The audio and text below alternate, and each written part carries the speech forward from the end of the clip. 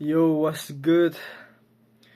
Kind of a different angle on this video, but I just wanted to record something because, well, first of all, it has been a while since I recorded a video, and it has to do with the fact that I've been working on my mind and my mindset a lot in the past few weeks, because there was things of my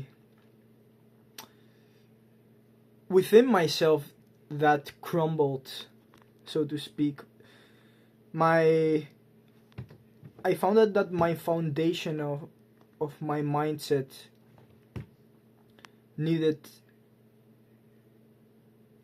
basically a renewal, a new, more what's a correct word? It needed basically a stronger foundation. My mindset in a lot of aspects.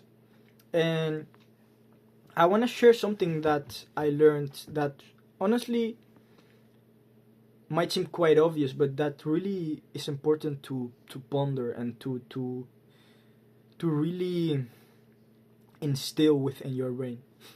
So I've been learning a lot about Nietzsche's philosophy, the philosophy of Friedrich Nietzsche. And there's this podcast of this guy studies Nietzsche's work, and he's very, you can see he's very professional at it and stuff. So it's quite a reliable source. But I was listening to this podcast, and the title of this podcast was "The Wisdom of the Body." So quite an interesting title. And so in this podcast, there's basically an examination of Nietzsche's ideas, the podcast. And he goes into depth into his interpretation of this and stuff like that.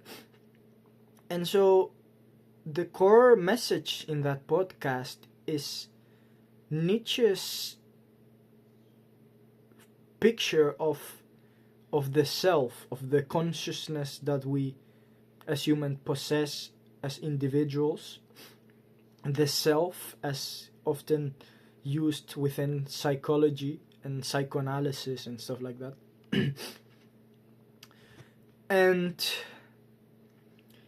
Nietzsche says that the self is the body, that the self is inherently the body, because he views consciousness as being and all the psychic activities, basically, not only the consciousness, but he views the psychic activity of the self that we the conception of the self that we have, that is the body in itself, the physical body in itself, the biological body. And so I thought about the implications of this, and I wanna give my thoughts on it, and I wanna share it with you. So basically, I thought about what consciousness might be. And so if you think about it, archaic humans and or not only not archaic humans, but the earliest forms of organisms from which we evolved, organisms that didn't really have that still really didn't have consciousness, they evolved.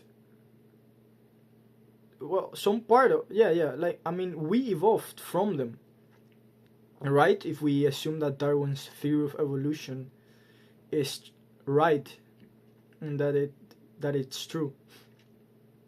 So if we go down that thought pattern of evolution, that means that consciousness was something that developed through the ages until it came to be the consciousness that it is today, right?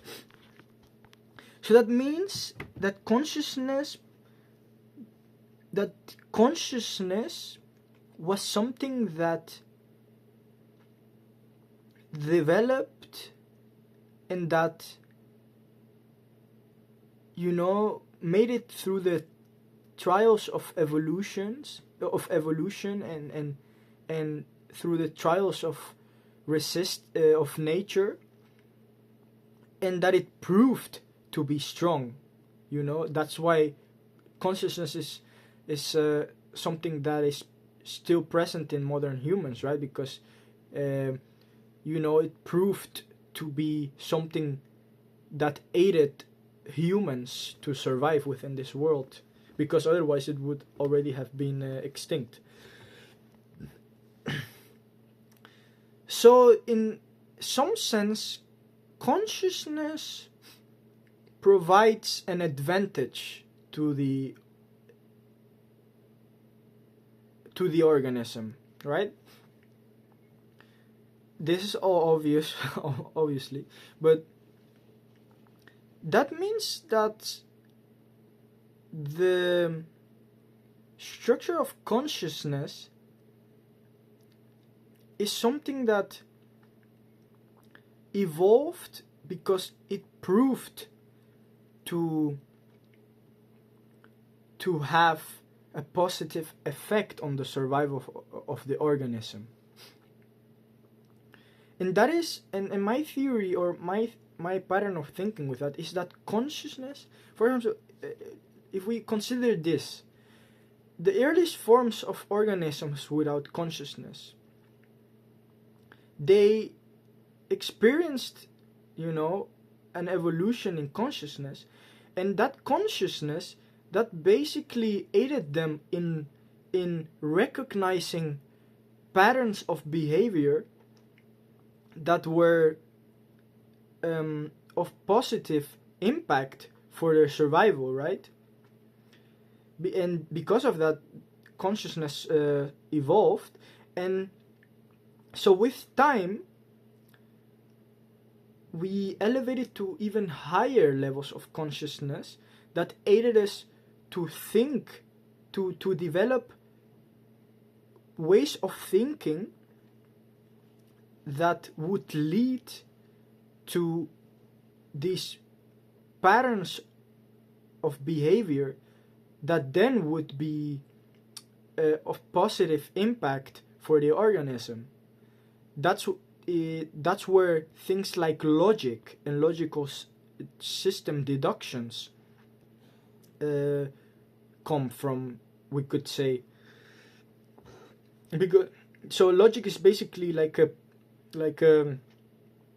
set of rules for you know, arriving at some correct way of doing things, right?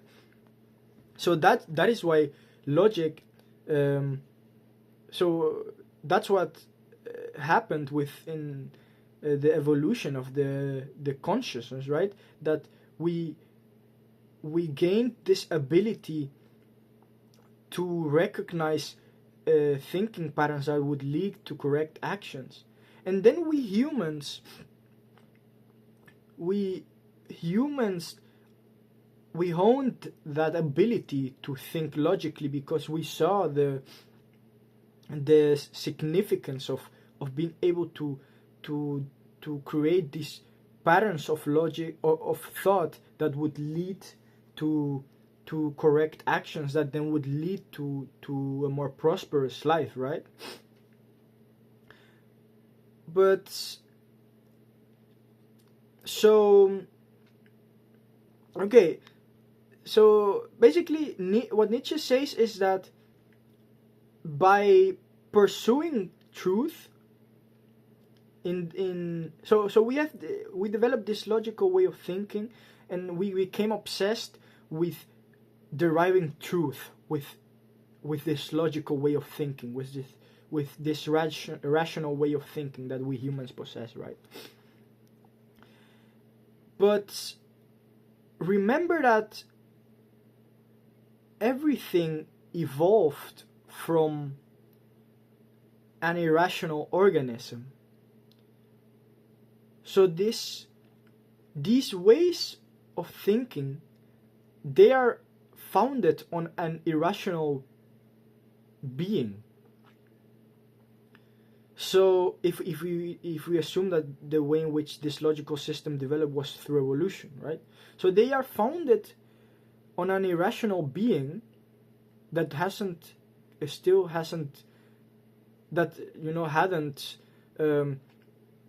yet the ability to think rationally. And from this irrational being, something developed to be considered rational as we do today. If we look at the Christian view, yeah, of course they say humans are rational because they're created rationally by God, right? But if we assume that evolution did its thing, then the foundations of logic are irrational. It's just what works for us as humans, what works the best for us as humans to survive. But there's no rationality within the foundations of this logical way of thinking. It is just the way in which it developed. It works, but it doesn't need to be rational. So Nietzsche had an objection to this. So with these ways of thinking, this rational system of thought that we have, we're quick to reject things that seem irrational, right? But we mustn't forget that our foundations are irrational. So that something being irrational doesn't directly need to imply that it is also of no use to us as humans. That is why lies sometimes can help steer someone towards the right mindset in life, right? Because it's like a heuristic for the way of doing things. Something doesn't need to be true. That's why Christianity survived for that, or like why Christianity is still relevant, and religion might seem irrational from our rationalistic point of view, but it does help us in some way to give meaning and as a guideline for the things that we do in life, because it's based. It might be based on irrationality because there's no way to prove like God and why these morals are true. But we ourselves are fundamentally irrational. So that's why these irrational things that we cannot prove with our logic seem so true sometimes, right? I think that is something. Yes, I think that is something that we can say, because our foundations are irrational, right? It doesn't come really as a surprise that some irrational things that we cannot prove with our logical way of thinking as we think that we developed it, that those irrational things, that they feel right, but because it's just in our nature to have that irrational motivation, right? And we've been owning this rational way of thinking in a way that is alienated from the irrational, in a way that we alienate that irrational way of thinking. So just a takeaway from that, sometimes if something works for you, some thought pattern works for you, then even though it might not seem logical in the modern logical deduction system, it still can work for you, and then you might as well use it as a tool for yourself. And another thing that I wanted to discuss is what consciousness might be, and how we, by understanding that, how we can program ourselves to to become the kind of person that we want to guide us towards that kind of version of ourselves. So when I think that when we are born, we're born with okay, this is my view of consciousness. So I think that when we are born, we're born with a blank slate for a brain, for our network is completely pure still. And so during our early years, we get all of this information from the external and the internal to our brain. And what then happens, I think, is that due to this information, the stimulation of this information, stimulates our body to act in a certain way. And every time that we get that information and we give that feedback, we build a particular pathway in our brain. And so during the early years, we built like our whole foundation of pathways. For example, if we see light, we recognize that it's the daytime and that people are outside, and we start to recognize concepts like if I move, if I hit my leg, if I hit my face like this, then I feel pain. Like we begin to build these connections in the brain, like from information and the feedback that our body gives to that feedback, to that information. And in that way we begin to develop a system, I would like to say a probabilistic system of behavior. So what do I want to say with that? So consciousness is probably not what we think it is. It's not that, okay, I have free will and I decide to do this. No, it is that your system of connections has been so refined that in every instance of time that there's a particular probability of you choosing a particular path of behavior. For example, I'm talking now and I'm choosing the words that I want to speak because I've been conditioned for 21 years, or I don't know if my vocabulary was this great when I was young, but I don't think so.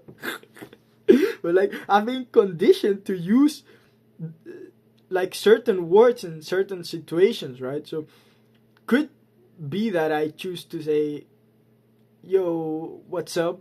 My name is Oliver, but that in a different situation I choose a different word, right? Because that's a different pathway, and that I could have gone down, that I could have chosen, yeah.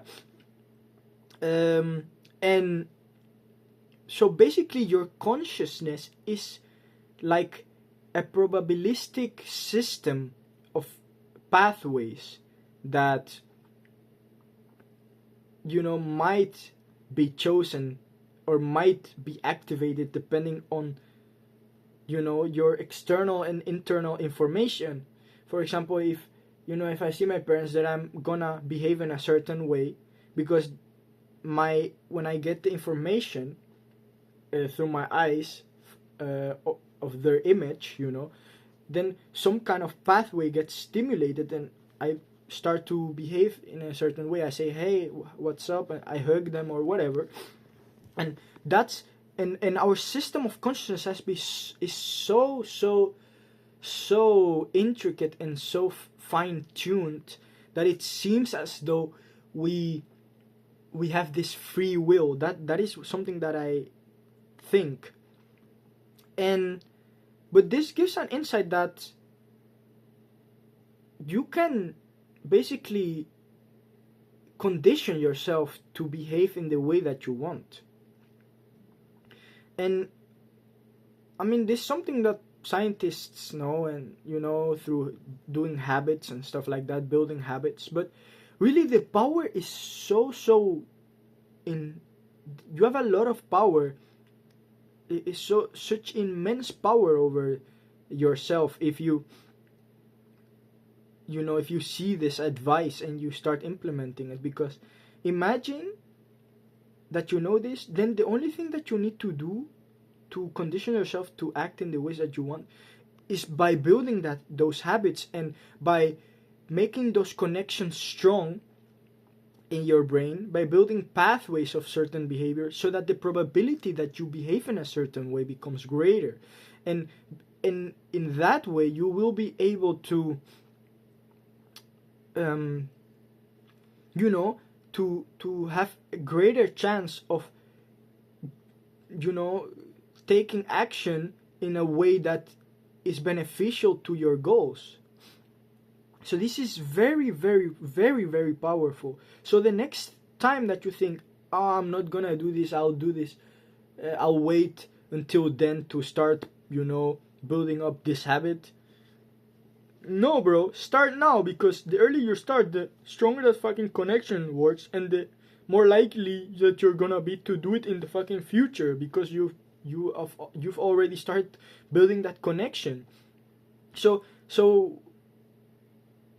like when people procrastinate on starting something and a particular habit, then they don't realize that they're doing themselves a disservice, because they can just, if they just started building the pathways and the connections in their brain, then they would be more fucking likely to do the thing that they want, bro. It's all about repetition, bro. It's all about doing the thing repeatedly for 10, 15 years, bro, until you have the shit down in your brain and you become insanely good at it, bro. Why do you think that that people get successful?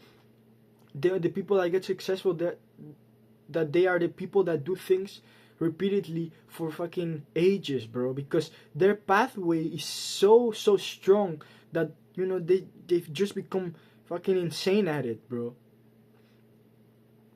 Like, they've mastered that way of behavior. Why when I study math, for example, if I'm studying mathematics, the more problems I solve, the better these pathways become to solving problems, and the next time that I see a particular problem, then my brain recognizes the kind of information in front of me, and pathways begin to get activated, and it basically devises some plan, and subconsciously there's a plan that gets created, and then and then it implements it, right? It's not even my free will to think of a plan, but it's the conditioning that I've given my brain to recognize what to do and what particular course of action to take when I see a particular kind of information. So keep this in mind, bro. Just condition yourself to do the things that you wanna become good at, or that you want to condition yourself to do. This is very, very, very, very powerful, bro.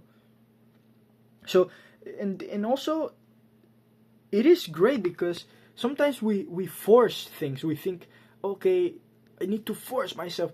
In the example of solving a math problem, sometimes you're like forcing yourself to come up with a solution, but sometimes, or a lot of times, you realize that forcing things doesn't really work.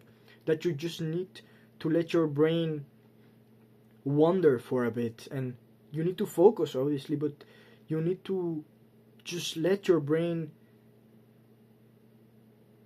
go down those connections. And that's why often when you're stuck on a problem and you go for a walk and you let the brain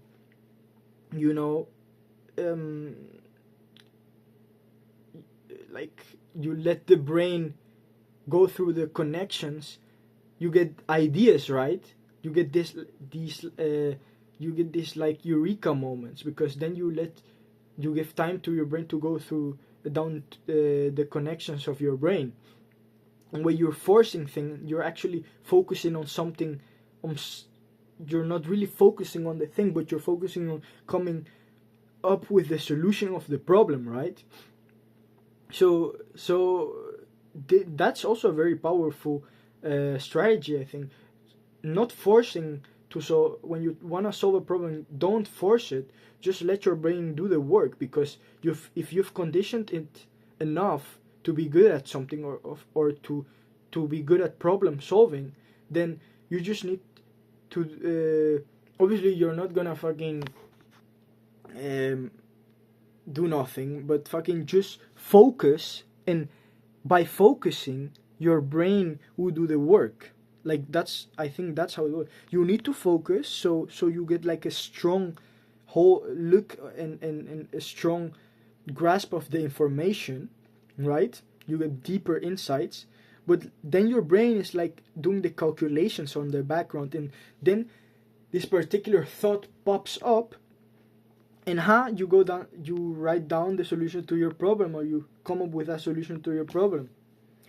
So I think that's very, very powerful, and that's a message that I wanted to give. So I hope I could, I hope this gave a bit of insight into, how the brain works, and what consciousness is, and our thinking system, and stuff like that. So hope it serves you, and see you in the next one. Peace.